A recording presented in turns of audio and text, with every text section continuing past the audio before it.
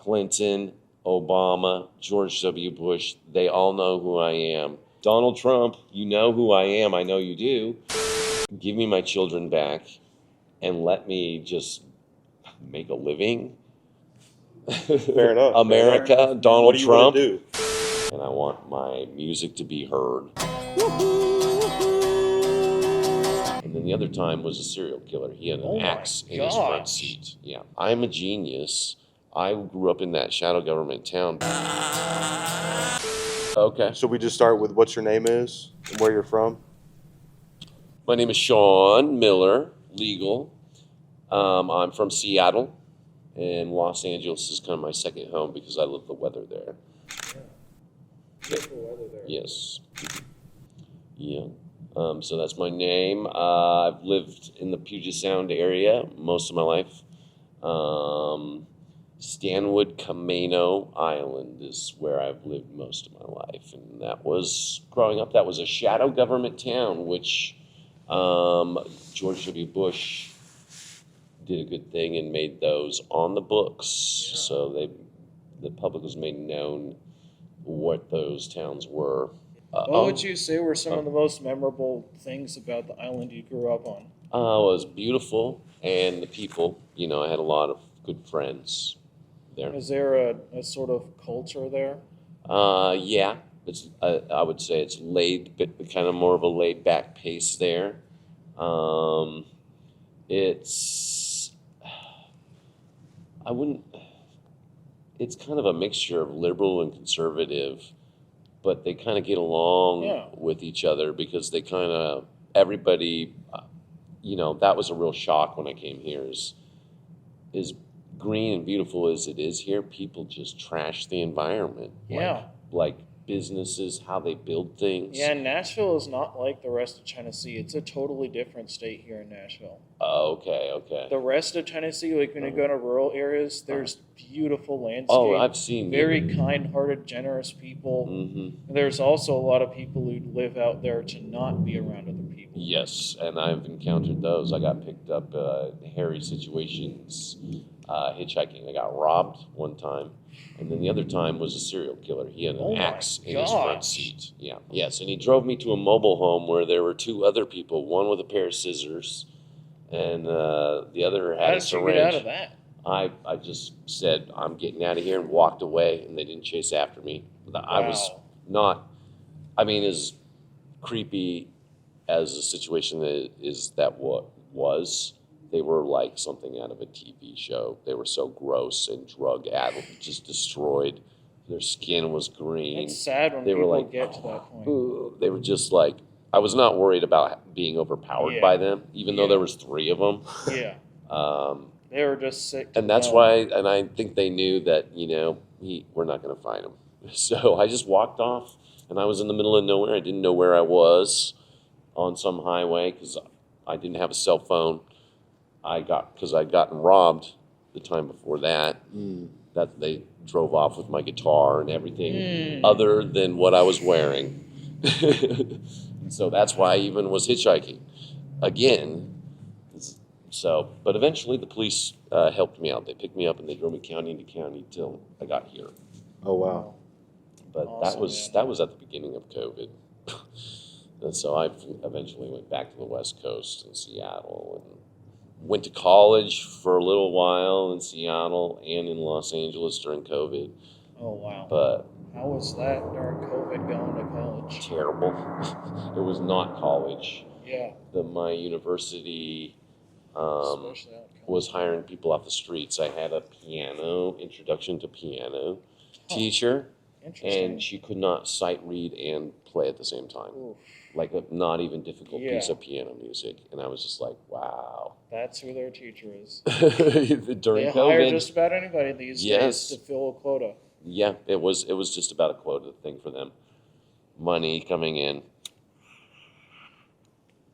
But anything else? I did have that question I wanted to ask you earlier about what would you say is some of the sort of things you've noticed being homeless and being detached from the world? Because you live in a world that's so digital and everything's online, but we've never Yes. been more separated than before. Right. And I'd love to hear your perspective coming from Yeah. this lifestyle you're in. Okay. Well, the digital influence on what it's like to be homeless, and not just homeless, because I am a musician and I've Yeah. tried to make money playing music on sidewalks and stuff. Yeah. And it's the technology has kind of made that. I mean, maybe there's places on Broadway, if you paid someone for big equipment and the ability to just have that spot to yourself, you can make money doing it. But everybody's got earbuds in and they're looking at their phones and they're not looking or listening to you. Yeah. And even before it's really gotten as bad as it is now, I mean, I can think back, there was a 2020 show, news show, where Yes. they had world famous musicians go out and busk, play even their own songs, and people are just walking by, not noticing, not even knowing who their world famous celebrities are, standing on the sidewalk playing their own music. Most of the time, people don't even recognize you then. So and that was probably 10 years ago I saw that. But since then, it's gotten much worse, much worse for performers trying to make money. But people just don't listen to you. There's less help because no one has even money anymore. Yep. Everybody's buying things through cell phones, and that makes it much more difficult. I wanted to ask. It's a system that's taking over to the point where the people in my situation, there's no way back in. There already wasn't, but now it's even more impossible with the digital divide. Yeah. Because there's almost like a separate internet for us. Yep. The cell phones are so retarded. I mean, they make you too. Yeah, you get these flip phones that are nowhere near as good as they were 20 years ago. They're so broken. You can't type texts on them because they're not even using T9. You've got a flip phone, but you can't do T9. Yep. Every word takes 5 minutes, and you're supposed to apply for jobs through these technologies, contact people for government services. It's impossible. It's worse than having a job by far. to have to like go through all the government hoops using their technology. I think it is worse than working at McDonald's, but working at McDonald's would get me nowhere. I'd still be sleeping out here. Yeah. $20 an hour in my situation for a year, it probably even then it wouldn't be enough to get me off the streets. That's the reality. So why would I go back to McDonald's when I was in high school? That was the last time I worked at McDonald's. You don't think? I mean, It's the government. They do this to be Einstein. They did that too. There's Bobby Fischer. I'm a genius. I grew up in that shadow government town because the government knew who I was when I was born, and you just get shut out. And that's what the government did. I can't even really, as much as, even if I wanted to get a job at McDonald's, I wouldn't get one. I've tried. I tried to go back to fast food. they wouldn't hire you? No, I interviewed. I aced the interview. I wasn't trying to take over the company. I was like, I'll make tacos, but if you have a higher position, I'll do that too. Yeah. Whatever you want. I've had experience in all these different areas in the food industry, and we're talking about a fast food restaurant, Yeah. But there's no that I can't get in. I don't have any criminal record preventing me for anything. I can volunteer in a preschool. Seriously, that's my situation. Yeah, it's a clean record right there. I have 3 children under the age of 11. Mm. And once the government went in, I haven't been able to I haven't seen my children in 3 years. I can call, there's never an answer, and there's nothing I can do about it. I don't blame my ex-wife. It's not her. There's real politics in the United States that are cutthroat. to say the nicest. But my best analogy for America right now, the way it works, for people who fall under that, just a paycheck away from the streets, because that's the reality. It's Yeah, kind of so the many situation families. for maybe a majority of Americans, a few paychecks away from the streets and a bad landlord or something. Is our system of help for those people that fall below that is kind of like they throw you a life preserver, but there's not a rope tied to it to pull you back onto the boat, dry you off, give you some medicine, warm you up, get you back going in the system. It's kind of, they throw you a life preserver, but see ya, you're floating down the river with the rest of the trash. That's really what it is. The food is different, like stuff they don't sell in grocery stores, and for good reasons. I've been to food banks where they're giving people fish bait or crab bait for fish, like they would never sell it in the grocery store. That was in Seattle, even where they're much better than they are in many parts of the country. I mean, before I was homeless, my ex-wife and I, we used to help the homeless. We used to volunteer. But we had to pass a background check and eat the food we made for the people. Because there's so many people that poison homeless people. It's so easy. It's so easy. And that's why there's so many homeless people that are fucked up. I know it's from shit they've been given. Because people just get to a point where they accept candy from strangers. And that's really, people, trick-or-treating became scarce for a while because so many people were putting stuff in candy given for kids on trick-or-treat night. I get offered food by people with a smile that I know they're actually doing something not kind. Like, it's stuff that gives you diarrhea, just the mixture of what they're giving you, it's stuff like that. It's so, because people who want to help homeless people, it's simple. It's easy to figure out what a homeless person, maybe who has an addiction, you don't want to help. You can get them a gift card to a grocery store or Walgreens or even McDonald's. Something.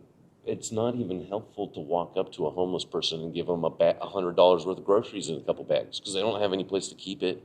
I can't walk around with a bag of groceries. This is a lot of food for me to walk around with. It really is. And so it's like, if you want to help homeless people have food, it's gift cards because nobody has cash anyways. Right. But that was the big eye-opener. I was aware that there were people that did stuff to homeless people. I mean, everybody kind of is. They hear the stories of them getting beaten up for no reason. So sad. And that kind of stuff. That's happened to me. It happened to me twice in Los Angeles, once here too. Not beaten up. I kicked their ass, but but they were trying to kill me for no reason. They try to kill you because there's no consequences. If you kill a homeless person in America, most likely they're not going to investigate it very well. They're most likely not. You'll get away with it. That's just something you don't realize if you just watch the nightly news. The math's not right. It's way off. There's more bad stuff going on, and they're not reporting certain kind of bad stuff. Because it doesn't fit the agenda. Right. And you lose, I'm a Christian, but you lose faith in Christians fast because there's so many Christians that walk around handing you tracts to things like, oh, thank you, I'll read it to keep my fingers warm at night. How does this help a person? It's, real Christianity is answering prayers and like something to eat, something a person can trust. Or $3. $3 gets me half a meal or goes towards something, some tobacco to keep me warm and relaxed. Tobacco is medicinal also. They've proved that you can get prescriptions for it. in some places. I don't know if you can in Tennessee. Probably, but it's there's and it's I never hold a sign, I never do because certain people it's hard. It's too hard to do. I've done it, and I ask people for money sometimes, but I hate doing it. And people who've done a lot for the country hate it the most. Military people, people who really went to war, and people look down on you unless you're putting on military stuff, And people do help veterans out more, but it's ridiculous that they should have to ask for coins and get looked down for doing it. Yep. Like I asked, Auburn. Auburn was in town, and I asked this Auburn fan and his dad. They were wearing the gear. Yeah. If they had any change, he said no. And he's like, "Is that my responsibility?" That's what this college student and his dad said to me, and I was like, I didn't say, "No, it's not your responsibility," but I was like, "Was it my responsibility to pay for your college?" Because I did pay for his college. I'm almost 50 years old. I paid taxes my whole life. I helped pay for your college, and you're looking down on me for asking for a quarter. I asked him for 25 cents. And it's one thing to say, I don't have any change, sorry. I wish I could help. But to get your shit together, man. It's like, dude, they don't even realize what it's like. So, do you mind talking about what the transition was like when you realized you were about to go homeless? I mean, that's in the documentary. That's what I was going to ask you about that. Oh, you should look this up. If you just go to YouTube and search for State of My Art Podcast, episode 33.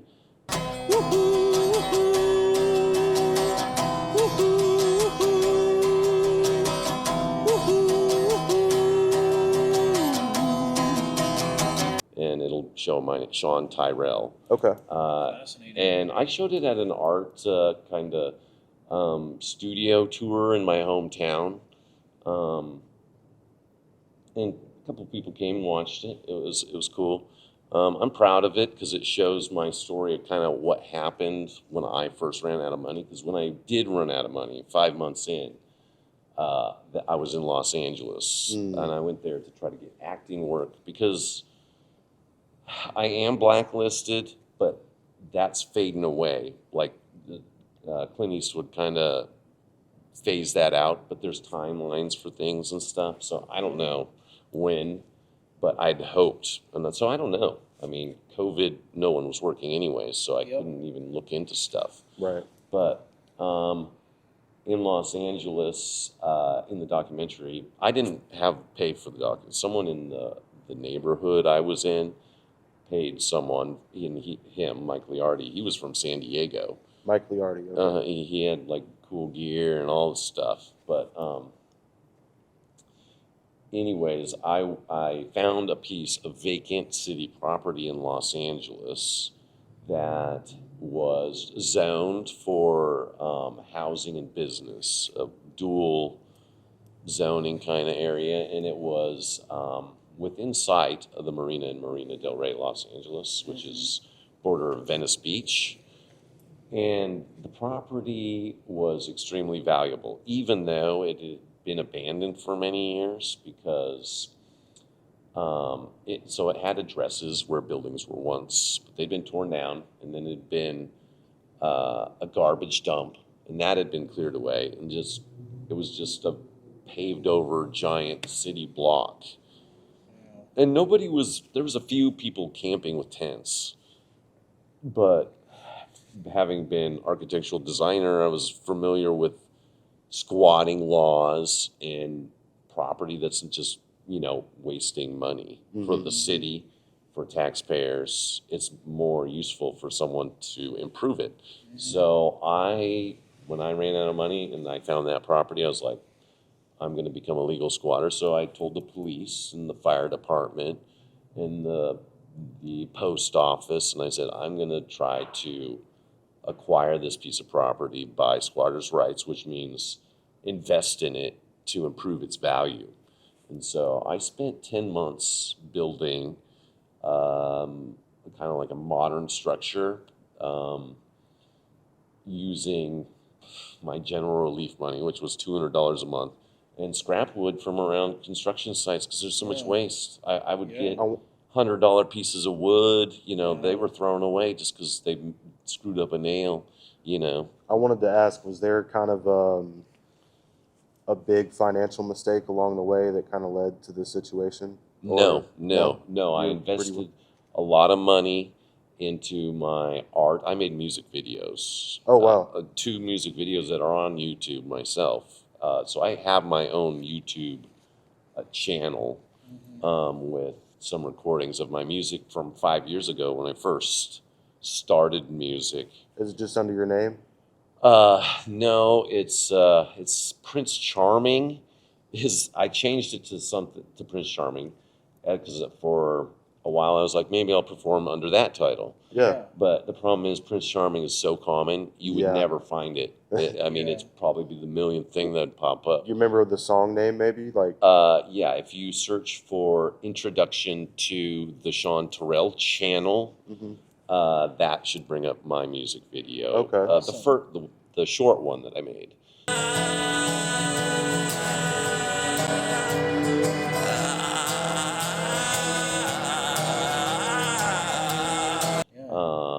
It had like 200,000 views. Wow. But I got, even before I became homeless, I'd really completely lost faith in the internet companies because they ripped me off. I spent $1,000 advertising my second music video, and they flagged it for inappropriate content, and it literally could be rated G or PG. Huh. Literally, they shut people out. Yep. And that's how I ended up in the street because I spent $1,000 advertising that second music video. They flagged it for inappropriate content, and then they wouldn't apply to my edited version. Then they flagged it, sent it back. I sent it right back, edited, and they wouldn't apply they released it. And so that video has like 80 views. My first music video, which I did advertise, not as much, probably $500, $300, $500, I can't remember. It had 200,000 views within no time. And then once they did that, and all of a sudden nobody was coming to my stuff anymore. I was like, okay, this is so crooked. That's the problem with the music scene right now. Here more than other places I've seen, but it's everywhere. You listen to what's being played, it's all sounding the same. Yeah. You can't even tell the difference between the singers and so much of the music. Artificial intelligence to entertain us. Yeah. Because it's cheaper. And that's really messed up. To just use because the AI, the songs it's writing it's not writing songs from experience. It's writing songs from what it's seen us do. Yeah. And so it's just rearrangements of other lyrics and Chord other progressions. And it's like, stop this let people do their shit. Yeah. There's hardly any place to play. Yeah. Like even venues, proper venues. And it's so, it's a club. If you can't get in to the right people to get you out there on a stage. Yeah. They're calling. I was going to get an hour on a place called, I think it was Losers or something. I mean, just an afternoon tavern. Someone called the tavern and said, "Don't let them play." I don't even know. I was just going to say my camera's getting low, so I was going to ask one last question. Oh, sure thing. If you had maybe a message to the world, I guess. A message to the world. Okay. The Archangel Michael is homeless at the Parthenon in Nashville, Tennessee. He's tired of all this bullshit. Tired, so tired. Give me my children back and let me just make a living. Fair enough. America, Donald What do you want Trump. to do? Donald Trump, you know who I am. I know you do. help me out, get me out of here. Yeah. What do you do? What do you want to do? I have films that have been made already, and I want to make more, and I want my music to be heard. You know, And what's your name again? Sean Miller, Sean Tyrell, The Phoenix, Mr. T, King Solomon. I've given advice to presidents, Clinton, Obama, George W. Bush. They all know who I am. I was in that shadow government town for a reason, and they've had all those presidents. Ronald Reagan was the one who was really fucking with all of us.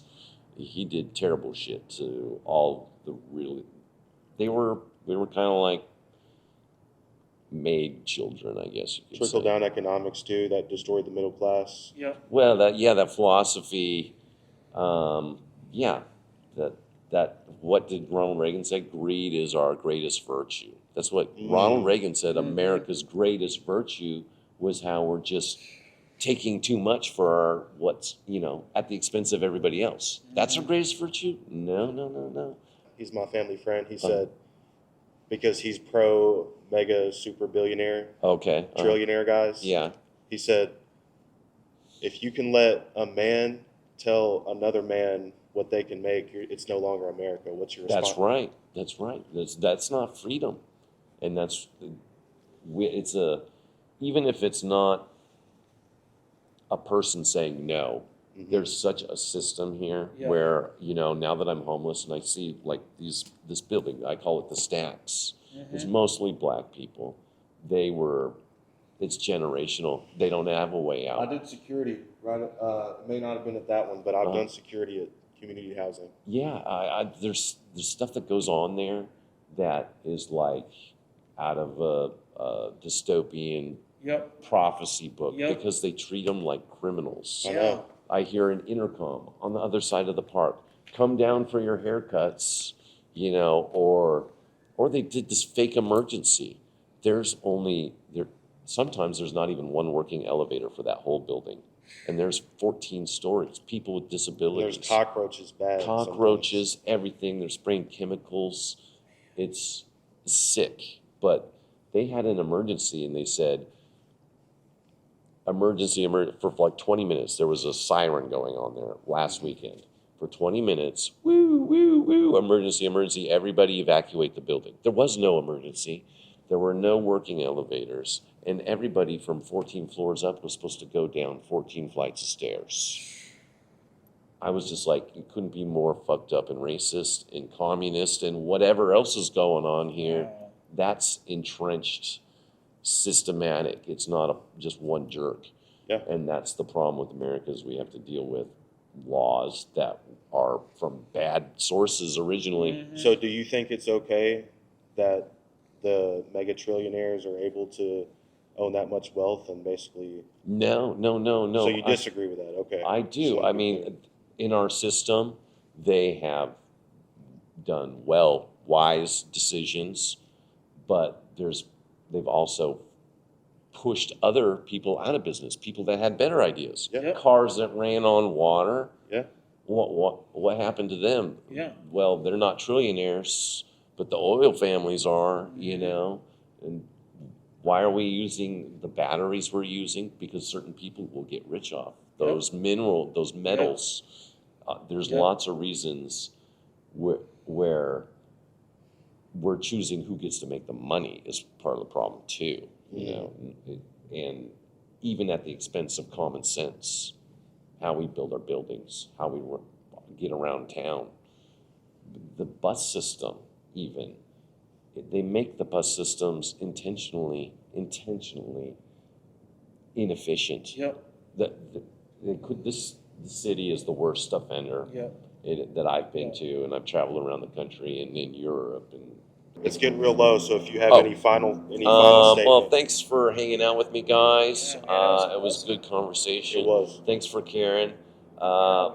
That whoever sees this, if I'm still stranded here, think of Peter Pan, Chiron, Solomon stuck here in Nashville, wanting to go home to his children and see them for the first time in years.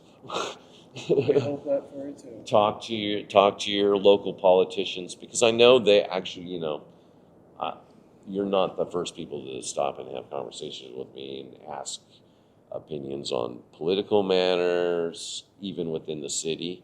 And so I know there's people within the local government that know I'm here. Yeah. The police, I mean, they don't walk up and say they're protecting me, but they kind of have a way around, that they're looking out for me. People in the park look out for me because they know, they've seen, me having been here in this spot for 20 months has allowed people to really see what goes on around a person that becomes a target of the United States. They've seen people just stand and stare at me, and go, what's going, So people in the park like me and they care about me, and so they look out for me too. So I feel like there are people doing what they can to help me, but there's big powers, and it takes attention. News media. That's why I pursued music, because I was like, the only way I'm ever going to get help is if people know who I am, like Bobby Fischer, or people that got their chance and they slipped through, and people know who they are. Well, we're going to pray for you, man. Yes. Thank you. Absolutely, brother. Bless you guys. Yes. Absolutely. Spread the word. You mind if we get a few more pictures? No, I'm not.